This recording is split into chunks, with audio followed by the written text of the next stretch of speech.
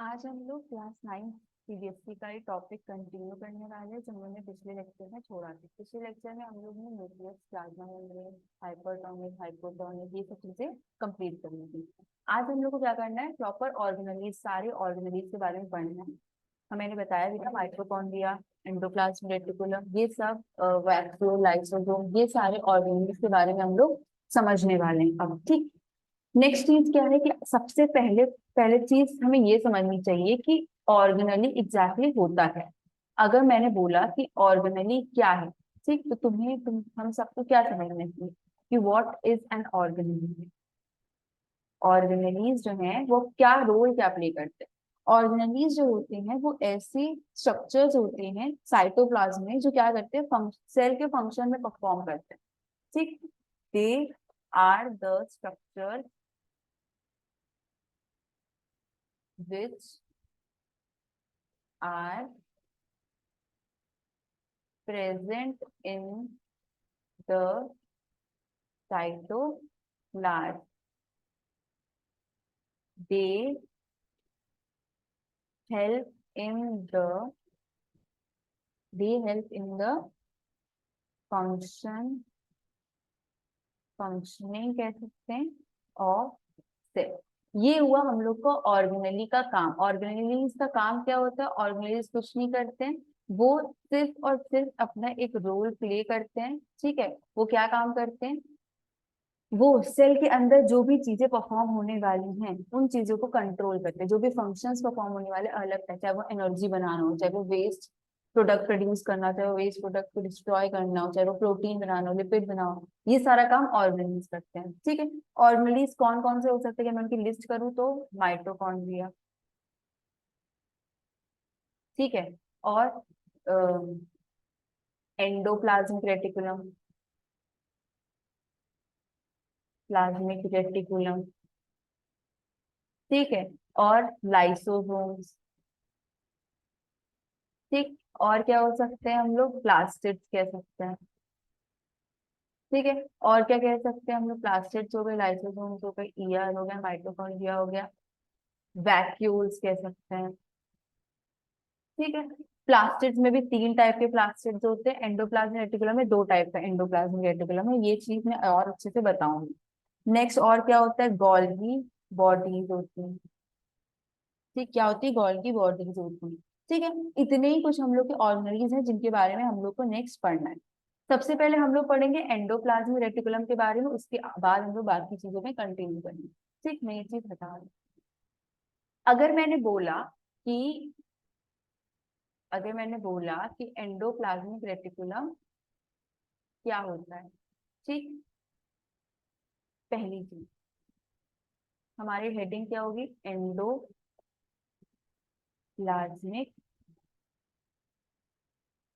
Reticulum. Endoplasmic reticulum जो होता है, ये ईआर का फुल फॉर्म कह सकती हूँ मैं, होता है। ठीक, एंडोप्लाज्मिक रेटिकुलम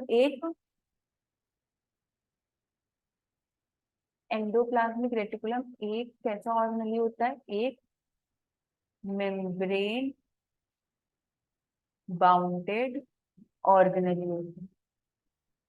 मतलब इसमें क्या प्रेजेंट होती है? मेम्ब्रेन्स प्रेजेंट होती है। क्या प्रेजेंट होती है? मेम्ब्रेन्स प्रेजेंट होती है इसकी सरफेस पे। ठीक, मेम्ब्रेन बाउंडेड ऑर्गेनेली होता है। ठीक है, इसका इंपॉर्टेंट रोल होता है जो भी जेनेटिक इंफॉर्मेशन प्रेजेंट होती है उसके इंटरप्रिटेशन में। ठीक है, एक तरीके से उसके नेक्स्ट जनरेशन, नेक्स्ट टाइप में उसका कैसा फॉर्मेशन होगा, इंटीग्रेशन होगा, उस चीज में इसका काम होता है। ठीक, it plays an important role an important role in the interpretation interpretation of genetic material या genetic information। ठीक है, ये इसका मेन रोल होता है, जेनेटिक इंफॉर्मेशन को इंटरप्रेट करना। इंटरप्रेट मतलब एक तरीके से ये चीज सोचना, समझना, ये चीज पता लगाना कि आगे वो जो जेनेटिक इंफॉर्मेशन है वो क्या चीजों का रोल प्ले करेगी। ये चीज हम लोग अभी आगे जब टाइप्स पढ़ेंगे तो ज्यादा अच्छे से समझ पाएंगे। एक चीज इसमें और समझ लो कि यहाँ पे हम लोग को ये चीज पता है कि हम लोग का जो डीएनए होता है उसका इंपॉर्टेंट काम क्या होता है, कि डीएनए पे प्रेजेंट जो जीन्स होते हैं वो हमारी बॉडी के सारे कैरेक्टर्स को बनाने में होते हैं। ठीक, कैरेक्टरिस्टिक्स हो गया, बिहेवियर हो गया, ये सब डीएनए पे ही डिपेंड करता है ना हमारे। तो ये जो हम लोग का डीएनए होता है, यही इसी से क्या होता है, डीएनए हम लोग का जेनेटिक मटेरियल है, इसी को इंटरप्रेट कौन करता है, ईआर इंटरप्रेट करता है। और वो बताने की कोशिश करता है कि ये जो जेनेटिक इंफॉर्मेशन है ये आगे कौन कौन सा रोल प्ले करेगी, कौन कौन सा इंटरप्रिटेशन करेगी, ये इसका काम होता है, ये इसका इंपॉर्टेंट रोल प्रेजेंट होता है। ये हुआ हमारा एंडोप्लाज्मिक रेटिकुलम। ठीक, अब अगर मैं चाहूँ तो मैं ये लिख सकती हूँ कि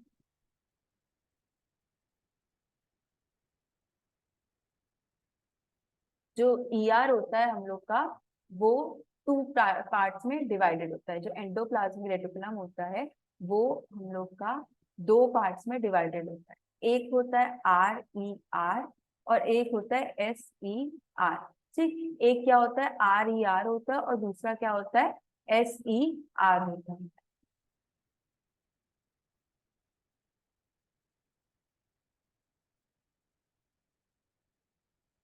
ठीक, एक हमारा हुआ आर ई आर और दूसरा हम लोग का क्या हो गया, S E R. R E R का फुल फॉर्म क्या होता है, rough endoplasmic reticulum. S E R क्या होता है, स्मूथ एंडोप्लाज्मिक रेटिकुलम। ठीक है, क्या होता है, आर ई आर होता है rough endoplasmic reticulum, S E R क्या होता है, स्मूथ एंडोप्लाज्मिक रेटिकुलम। ये हम लोग का सिंपल सी बात है। तो अभी तक हम लोग ने ई आर, हम लोग का पहला ऑर्गेनिज्म था, ई आर का फुल फॉर्म आता है एंडोप्लाज्मिक रेटिकुलम। ये एक ऐसा होता है, एक मेम्ब्रेन बाउंडेड ऑर्गेनेली होता है। इसका इंपॉर्टेंट, इसका रोल, इसका फंक्शन क्या होता है, ये इंटरप्रिटेशन में हेल्प करता है किसकी, जेनेटिक इन्फॉर्मेशन, जैसे कि डीएनए आरएनए होता है, ये हम लोग की जेनेटिक इन्फॉर्मेशन है। ये आगे चल के कैसा इंटरप्रेट करेंगे, कौन कौन से प्रोटीन्स का फॉर्मेशन करेंगे या कौन कौन से कैरेक्टरिस्टिक्स चीजें शो करेंगे, ये चीजों के बारे में हम लोग को ईआर बताने की कोशिश करता है। ठीक है, अब नेक्स्ट अगर मैं बताऊं, पहली चीज तो मैं ये दिखाना चाहती हूँ कि हम लोग का ईआर प्रेजेंट कहाँ होता है। जैसे अगर मान लो ये हमारा सेल है, ठीक, सेल के अंदर ये हम लोग का न्यूक्लियस हो गया, न्यूक्लियोलस, ठीक है, क्रोमैटिन फाइबर। अब ध्यान से देखो, ईआर क्या होता है, न्यूक्लियस के अराउंड ही प्रेजेंट। ठीक, ऐसे इस टाइप से कुछ भी।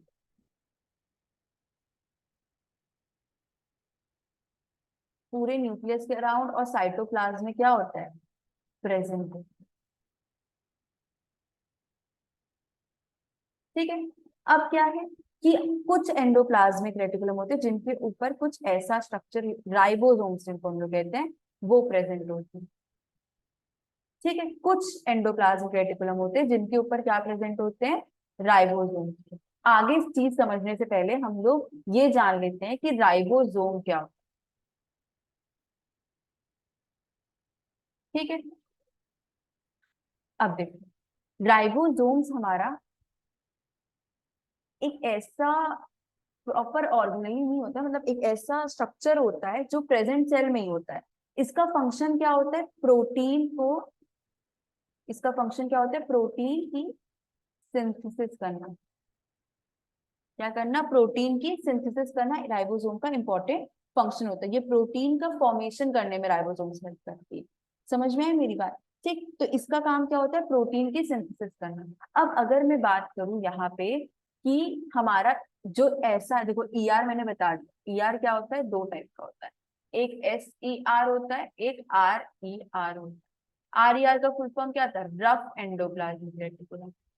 एससीआर का क्या था, स्मूथ एंडोप्लाज्मिक। नाम से पता, रफ मतलब खुरदुरा, स्मूथ मतलब सॉफ्ट। तो जहां पे राइबोसोम्स प्रेजेंट होंगे, जो ब्लैक ब्लैक में बना रही राइबोसोम्स है, जहां पे भी राइबोसोम्स प्रेजेंट होंगे वो वाले ईआर को हम लोग क्या बोलते हैं, रफ एंडोप्लाज्मिक रेटिकुलम, क्योंकि यहाँ पे क्या प्रेजेंट होता है, राइबोसोम्स प्रेजेंट होते हैं। राइबोसोम्स उसके सरफेस को एक रफ अपीयरेंस देते हैं, जिसकी वजह से हम लोग उसको क्या नाम देते हैं, रफ एंडोप्लाज्मिक रेटिकुलम देते हैं। ठीक है, तो अब हम लोग को ये पता चल गया कि ईआर प्रेजेंट कहाँ होता है। नेक्स्ट चीज हम लोग ये समझेंगे कि सबसे पहले रफ एंडोप्लाज्मिक रेटिकुलम के बारे में समझना है हम लोग को। ठीक है, अब देखो, अगर मैंने बोला कि अब हम लोग को पढ़ना है रफ एंडोप्लाज्मिक रेटिकुलम के बारे में।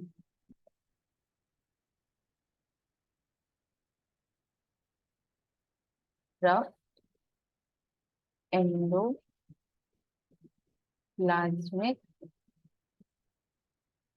रेटिकुलम, ठीक है। अब देखो, इंपॉर्टेंट पॉइंट्स अगर हम लोग रफ एंडोप्लाज्मिक रेटिकुलम के बारे में समझें तो वो क्या होंगे, ध्यान से। पहली बात तो why it is called rough endoplasmic reticulum. क्यों कहते हैं हम लोग इसको रफ एंडोप्लाज्मिक, क्योंकि इसका अपीयरेंस रफ है। किसकी वजह से इसका अपीयरेंस रफ है, इसका अपीयरेंस रफ है राइबोसोम्स की वजह से। ठीक है, ठीक, तो क्या लिखेंगे पहली चीज इसके बारे में कि ribosomes are present on the surface of ER. मैं पूरा एंडोप्लाज्मिक रेटिकुलम ना लिख के ईआर लिख देंगे। ठीक, तो राइबोसोम्स प्रेजेंट होते हैं ईआर के सरफेस पे, जो इसको कैसा अपीयरेंस दे रहे हैं, एक रफ अपीयरेंस दे रहे होते हैं। ठीक, ये जो राइबोसोम्स होते हैं, जो भी हमने राइबोसोम्स की बात की, ये राइबोसोम्स का जो स्ट्रक्चर होता है, ये बना हुआ होता है प्रोटीन्स का और हम लोग की न्यूक्लिक एसिड का बना हुआ होता है। तो राइबोसोम्स जो होते हैं वो किसके बने होते हैं, ribosomes are made up of protein and nucleic acid. ये चीज हम लोग समझ ही चुके कि राइबोसोम प्रोटीन सिंथेसिस करते हैं, तो ऑब्वियस बात है वो प्रोटीन बनेंगे। न्यूक्लिक एसिड एक चीज होती है जो उसमें प्रेजेंट होती है, कि डीएनए से ही फॉर्मेशन होता है प्रोटीन को, राइबोसोम को कन्वर्जन में हेल्प करता है। ठीक है, अब रफ एंडोप्लाज्मिक रेटिकुलम जो होता है, इसका काम क्या होता है। देखो, हम लोगों ने समझा कि अगर ये हम लोग का ईआर है, तो उसके ऊपर हम लोग के ऐसे राइबोसोम्स प्रेजेंट प्रेजेंट है। इंडिविजुअली जब राइबोसोम्स का काम ये है कि वो प्रोटीन को सिंथेसाइज कर रहा है, सिंथेसिस कर रहा है, जब ये उसका काम है, तो फिर ईआर क्या कर, ईआर यहाँ पे ये काम कर रहा है कि वो मॉडिफिकेशन कर रहा है, मॉडिफिकेशन एंड फोल्डिंग कर रहा होता है, किसका, प्रोटीन का। क्यों हमें इन मॉडिफिकेशन और फोल्डिंग की जरूरत पड़ी यहाँ पे, क्योंकि प्रोटीन जो होते हैं वो हम लोग के सिर्फ एक फॉर्म में नहीं प्रेजेंट होते, 1 degree, 2 degree, 3 degree, 4 degree, primary, secondary, tertiary, quaternary, इन 4 डिग्री में प्रेजेंट होते हैं।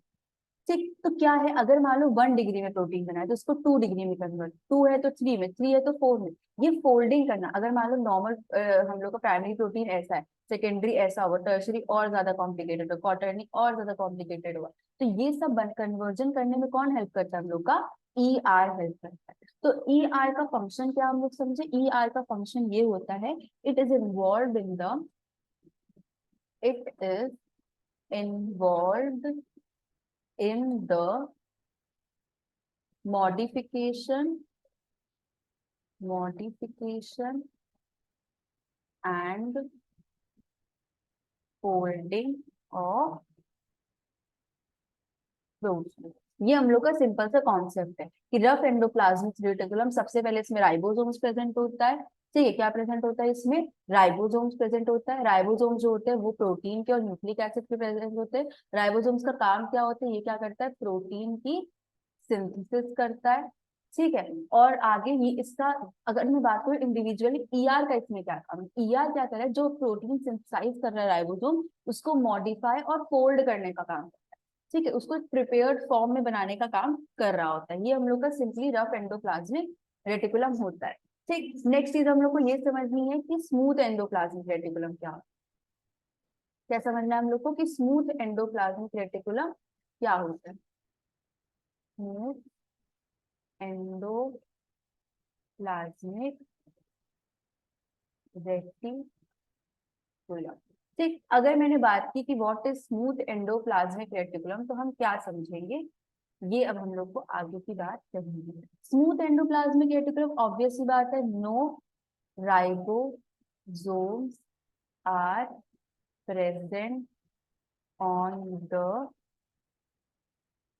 Surface of ER। कोई भी राइबोसोम्स इसमें सरफेस पे प्रेजेंट नहीं होते हैं। इसका मतलब it is not involve in protein synthesis. इसका मतलब ये प्रोटीन सिंथेसिस में कोई इन्वॉल्वेशन नहीं रखती। तो फिर ये करती क्या है, ये क्या करती है, ये लिपिड्स की सिंथेसिस करती है, लिपिड का मॉडिफिकेशन करती है, मेटाबॉलिज्म करती है। तो it is involved in lipid synthesis and modification. ठीक, दूसरा इसका क्या फंक्शन है, दूसरा इसका फंक्शन ये होता है, it helps in detoxification of, it helps in detoxification, detoxification of molecule. अब ध्यान से समझो, पहली चीज हमें ये समझ में आ गई, कोई भी राइबोसोम्स प्रेजेंट नहीं होते, इसका मतलब प्रोटीन की सिंथेसिस भी नहीं होती है। तो ये करता क्या है, ये दो इंपॉर्टेंट काम करता है। ये क्या करता है, लिपिड्स की सिंथेसिस करता है, प्रोटीन की सिंथेसिस रफ एंडोप्लाज्मिक रेटिकुलम कर दिया। लिपिड्स की सिंथेसिस और मॉडिफिकेशन कौन करता है, स्मूथ एंडोप्लाज्मिक रेटिकुलम। नेक्स्ट चीज और क्या ये काम करता है, ये डिटॉक्सिफिकेशन, मतलब जो भी वेस्ट या पॉइजनस चीजें होती है जो प्रेजेंट होती है उनको डिटॉक्सिफाई। एक सेकंड, एक चीज गलत गलत तो नहीं कह सकते, लिखना भूल गई। डिटॉक्सिफिकेशन ऑफ पॉइजनस मॉलिक्यूल्स, जो भी पॉइजनस मॉलिक्यूल्स है उनका डिटॉक्सिफिकेशन करने का काम ये करता है स्मूथ एंडोप्लाज्मिक रेटिकुलम। सिंपल सा देख चुके, जिसपे कोई भी राइबोसोम प्रेजेंट हो, नॉर्मल हो, ये दो काम करेगा, लिपिड का मेटाबॉलिज्म करेगा और दूसरा क्या करेगा, डिटॉक्सिफिकेशन करेगा। ठीक, किसका डिटॉक्सिफिकेशन करेगा, पॉइजनस चीजों का। भाई हो सकता है कि सेल के अंदर भी बहुत सारी पॉइजनस चीजें प्रेजेंट हो, टॉक्सिक चीजें प्रेजेंट हो, तो उनको निकालने के लिए भी तो कोई होना चाहिए। तो उनको निकालने के लिए क्या होता है हम लोग के पास, स्मूथ एंडोप्लाज्मिक रेटिकुलम होता है। ठीक, नेक्स्ट चीज अगर मैं बात करूँ, नेक्स्ट चीज हम लोग की क्या होती है, हम लोग को नेक्स्ट चीज ये पढ़नी है, नेक्स्ट ऑर्गेनली जो है उसका नाम है हम लोग का गोल्गी बॉडीज। ऐसा समझो, जब हम लोग का जो पहले लिख लेते हैं गोल्गी बॉडीज।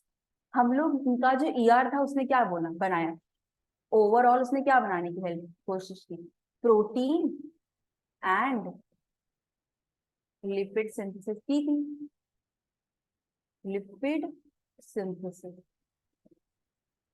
ये किसने किया हम लोग का, ये हम लोग का काम किया था, प्रोटीन और लिपिड की सिंथेसिस किस चीज में काम आई थी, किसने किया था हम लोग का, ER ने किया था। चाहे रफ और स्मूथ को अलग अलग बात करें तो प्रोटीन जो था वो रफ ने किया था, लिपिड जो था वो स्मूथ एंडोप्लाज्मिक रेटिकुलम ने किया था। तो गोल्गी बॉडीज क्या करते हैं, फॉर्मेशन तो यहाँ पे हो गया, गोल्गी बॉडीज का काम क्या होता है, गोल्गी बॉडीज का सिंपली इतना सा काम है कि वो यहाँ पे इसकी पैकेजिंग करने का काम करती है। क्या काम करती है, इसकी पैकेजिंग करने का काम करती है। तो Golgi bodies, they are involved, they are involved in the packaging and transport of protein across, एक सेकेंड, across cytoplasm।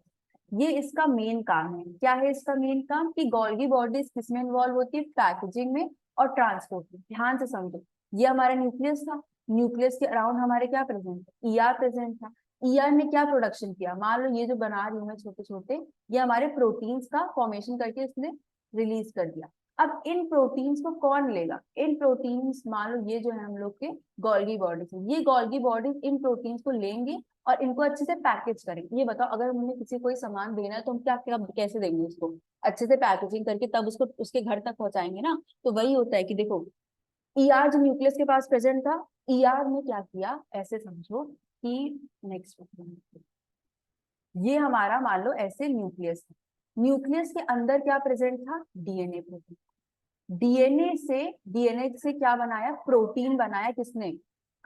डीएनए से प्रोटीन बनाने का काम किसने किया था? राइबोसोम ने। ठीक। अब इस राइबोसोम ने जो प्रोटीन बनाया, इसको प्रॉपर तरीके से मॉडिफाई करना, जिस तरीके से हम लोग को चाहिए, जिस प्रिपेयर करना अच्छी तरीके से, ठीक है, मॉडिफाई करना और फोल्ड करने का काम किसका हुआ? मॉडिफिकेशन और फोल्डने का काम किसका हुआ? ईआर का हुआ। आर कहेंगे स्पेसिफिकली। अब जब बन गया हमारा प्रोडक्ट रेडी हो गया, अब हमें इसे डेस्टिनेशन तक पहुंचाना है। भाई हमारा प्रोडक्ट क्या था? प्रोटीन था। राइबोसोम में उसकी सिंथेसिस की, उसको प्रॉपर तरीके से जैसा हम लोग को चाहिए था प्रोडक्ट, वैसा प्रॉपर फिनिशिंग देने का काम किसने किया? ईआर ने किया। अब हमें उसे डेस्टिनेशन तक पहुंचाना है, तो उसको पैकेज करने का, भाई ऐसे खुला थोड़ी दे दोगे, पैकेज एंड ट्रांसपोर्ट का ये काम किसने किया? ये काम किया हम लोग के गोल्गी बॉडीज ने। ठीक। तो यहाँ पे क्या हुआ? यहाँ पे हुआ ये कि हम लोग की, एक तो राइबोसोम ने पहला काम किया, दूसरा काम हम लोग का ईआर ने किया, तीसरा काम हम लोग का गोल्गी बॉडीज ने किया। ये तीन इंपॉर्टेंट चीजें थी जिन्होंने अपना अपना इंपॉर्टेंट ऑर्गेनेलीज थी जिन्होंने अपना अपना काम किया। ठीक है, क्या किया? पहला तो था राइबोसोम ने डीएनए से प्रोटीन बनाने में हेल्प किया। ईआर ने उसको मॉडिफिकेशन, ये एक स्टेप वाइज प्रोसेस है, पहले प्रोटीन बना, फिर उस प्रोटीन का मॉडिफिकेशन हुआ, फिर उसकी पैकेजिंग हुई और ट्रांसपोर्ट करने में हम लोगों ने काम किया। ये हमारा सिंपल सा चीज था। अब अगर मैं नेक्स्ट चीज बात करूं, नेक्स्ट चीज जो हम लोग की होती है वो होती है लाइसोसोम। नेक्स्ट चीज हम लोग की क्या होती है? लाइसोसोम्स होती है। नेक्स्ट क्या है हम लोग का? लाइसोसोम्स। लाइसोसोम्स जो होते हैं, इनको हम लोग एक और टर्म देते हैं। इनको हम लोग क्या बोलते हैं? इनको हम लोग कहते हैं सुसाइडल बैग्स। इनको हम लोग क्या टर्म देते हैं? Suicidal bags. They are known as suicidal bags। ठीक, ये क्या होते हैं? सुसाइडल बैग्स होते हैं। ठीक है, इनका काम क्या होता है? ये सुसाइडल बैग नाम से पता चला, वो मतलब ये अपने आप को खत्म कर देते हैं। अपने आप को खत्म करने का मतलब होता है कि ये क्या काम करते हैं, एक डिफेंस मैकेनिज्म होता है इनके पास, एक डिफेंस मैकेनिज्म होता है जिसके थ्रू ये अपने अपने ही सेल्स को डाइजेस्ट कर सकते हैं। ठीक। They contain they contain enzymes they contain enzymes that can digest the cell। भाई अगर वो अपने आप को खा लेंगे तो उसी को तो हम सुसाइड कहेंगे। ठीक है, और दूसरा इसका काम क्या होता है? They help in they help in किस में हेल्प करते हैं? डिफेंस, लड़ने में हेल्प करते हैं। Bye attacking the foreign object, bye attacking the foreign object. ठीक है। अब मैं यहाँ पे बात करूँ तो पहली चीज तो इन्हें सुसाइडल बैग्स कहा जाता है। मतलब ये सुसाइड, एक तरह से सेल का डाइजेशन, अगर सेल एक ऐसी स्टेज में पहुंच गया है कि अब या तो उसके अंदर जर्म्स प्रेजेंट है, ऐसे फॉरेन ऑब्जेक्ट प्रेजेंट है जो उसको नुकसान पहुंचा रहे हैं और वो और सेल्स को भी नुकसान पहुंचा सकते हैं, तो लाइसोसोम्स क्या करेंगे? उसको खत्म कर देंगे। ठीक। नेक्स्ट चीज क्या होता है कि उनके पास कुछ ऐसे एंजाइम्स होते हैं जो सेल को डाइजेस्ट कर सकते हैं। मान लो कुछ ऐसी अनइवन चीजें या ऐसी चीजें सेल को नहीं चाहिए ऐसी प्रेजेंट है, तो भी वो खत्म कर सकते हैं, सेल को अपने में डाइजेस्ट कर सकते हैं। उनका एक और इम्पोर्टेंट काम क्या होता है कि वो डाइजेशन में हेल्प करते हैं, डिफेंस में हेल्प करते हैं। ठीक, ये उनका इंपॉर्टेंट काम होता है। नेक्स्ट चीज जो मैं यहाँ पे बताना चाहती हूँ तुमको, रिलेशन। ये हमारा न्यूक्लियस है। नेक्स्ट में बताती हूँ। अच्छा, अगर ये हमारा न्यूक्लियस वाइज बता रहे, बाकी सब ये जो आसपास है ये पूरा साइटोप्लाज्म है। न्यूक्लियस के बाहर क्या प्रेजेंट है मेरा? ईआर प्रेजेंट है। मैं रफ एंडोप्लाज्मिक रेटिकुलम की बात, ठीक है। क्या हुआ? ये जो राइबोसोम था, ribosome, why ribosomes are on the ER, जब राइबोसोम्स ईआर पे हैं तभी उन्होंने किसका फॉर्मेशन किया, जब राइबोसोम्स ईआर पे प्रेजेंट थे तब उन्होंने किसका फॉर्मेशन किया, प्रोटीन का फॉर्मेशन किया। बना तो लिया उन्होंने प्रोटीन को, लेकिन समझो बहुत अच्छी तरीके से नहीं बना पाए थे। तो अब क्या हुआ, अब हुआ ये कि राइबोसोम्स जो थे उन्होंने प्रोटीन का फॉर्मेशन तो कर लिया, लेकिन ऐसे समझो फिनिशिंग नहीं दे पाए। क्या हुआ, फिनिशिंग नहीं दे पाए। वो फिनिशिंग देने का काम किसका था, ईआर का था। ईआर ने क्या किया, मॉडिफाई किया एंड फोल्ड किया, किसको, ये जो प्रोटीन फॉर्म हुआ था इसको। ये काम कौन किया, ये काम किया हम लोगों के आर ई आर ने। ठीक, फिर उसके बाद क्या हुआ, उसके बाद ये हुआ कि मॉडिफिकेशन मतलब प्रोडक्ट रेडी हो गया हमारे पास, प्रोटीन जो प्रोडक्ट था जो यूजेबल फॉर्म था वो रेडी हो गया। अब क्या करना है, अब हमें उसकी पैकेजिंग करनी है। जहां पे प्रोटीन जरूरत है वहां तक पहुंचाना होगा ना, तो वहां तक पहुंचाना है, ट्रांसपोर्ट करना है और पैकेजिंग करनी है। ये दोनों काम कौन करने में हेल्प करता है, ये दोनों काम हमारा हेल्प करने में कौन हेल्प करेगा, गोल्गी बॉडीज हेल्प करेगी। क्या हेल्प कर, कौन हेल्प करेगा, गोल्गी बॉडी। अब क्या हुआ, इतना हो गया ट्रांसपोर्ट। अब हो सकता है जो हमारा प्रोडक्ट बना, जो हमारा प्रोडक्ट बना वो हो सकता है उसमें कोई डिफेक्ट हो, डिफेक्ट इन द प्रोटीन। मान लो अगर डिफेक्ट हुआ प्रोटीन, तो इस प्रोटीन का क्या होगा भाई, ये प्रोटीन तो अब यूज नहीं कर सकते हैं ना, तो ये प्रोटीन कहाँ चला जाएगा, लाइसोसोम्स के पास चला जाएगा। किसके पास जाएगा, लाइसोसोम्स को, और लाइसोसोम्स क्या करेंगे, उसको डाइजेस्ट कर देंगे। और मान लो कोई ऐसा प्रोटीन होगा जिसको, जो बहुत ज्यादा नुकसान पहुंचा सकता है, पॉइजन क्रिएट कर सकता है, तो सेल क्या करेगा, तो लाइसोसोम क्या करेगा, सेल को ही डाइजेस्ट कर देगा, सेल को ही खत्म कर देगा। ठीक है, इतनी चीज होती है हम लोग के ये पूरा समझो एक प्रोसीजर है। पहले राइबोसोम फॉर्मेशन करेंगे, फिर उसका मॉडिफिकेशन होगा, फिर उसकी पैकेजिंग होगी, फिर अगर मान लो वो खराब निकला तो हम लोग उसको क्या करेंगे, डाइजेस्ट करा। ठीक है, ये हम लोग ने आज कुछ ऑर्गेनीज के बारे में पढ़ा, बाकी ऑर्गेनीज के बारे में हम लोग नेक्स्ट क्लास में पढ़ेंगे। और उसी में हम लोग प्लांट और एनिमल सेल के डिफरेंसेस के बारे में पढ़ेंगे, और मैं जब सारे ऑर्गेनीज पढ़ा दूंगी तो डायग्राम बना के सबकी लोकेशन भी बताऊंगी, और प्लांट और एनिमल सेल में क्या क्या डिफरेंसेस होते हैं, थोड़ा सा सेल डिवीजन के बारे में भी बताऊंगी। ठीक है, तुम लोग का काम सबका क्या है कि अच्छे से नोट्स बना लेना और रिवाइज करना इस चीज को। ठीक है, और फिर हम लोग आगे की क्लास में मिलते हैं।